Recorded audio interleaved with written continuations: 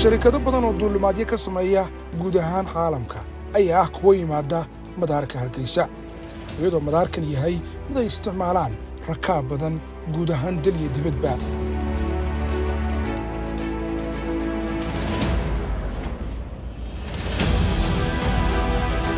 sharikadaha caalamiga ah ee baabuurta ayaa xaramo ku yeeshay markii ugu horeysay magaalada Hargeysa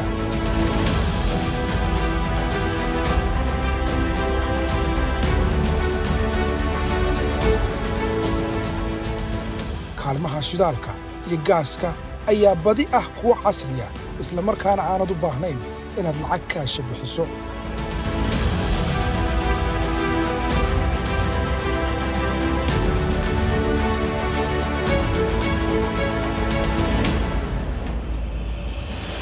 goobaha lagu iibsado alaabaha guryaha iyo cuntada ayaa ah goobo la mid noqonaya kuwa caalamka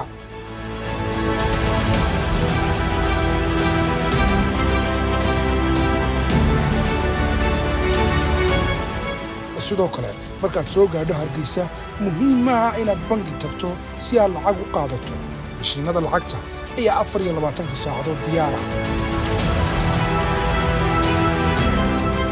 waxaad lacagta si fudud ugu diri kartaa eheladaada guud ahaan caalamka adoo isticmaalaya moobilkaaga Dahab Plus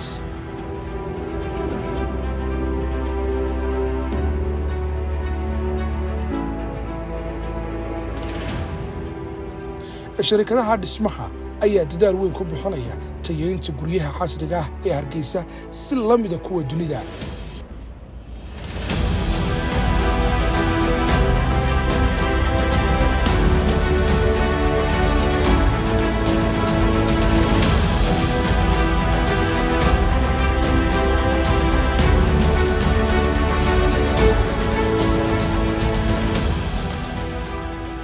goobaha horumarinta waxbarashada iyo akhriska ayaa noqday kuwa si weyn loo horumariyay magaalada Hargeysa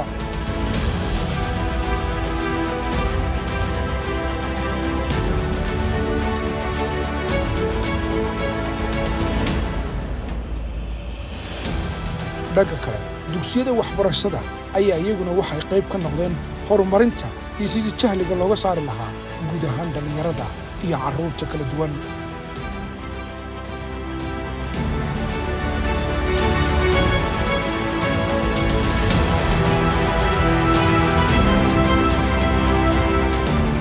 si fudud u heli kartaa goobaha iibinta iyo karinta baabuurta kala duwan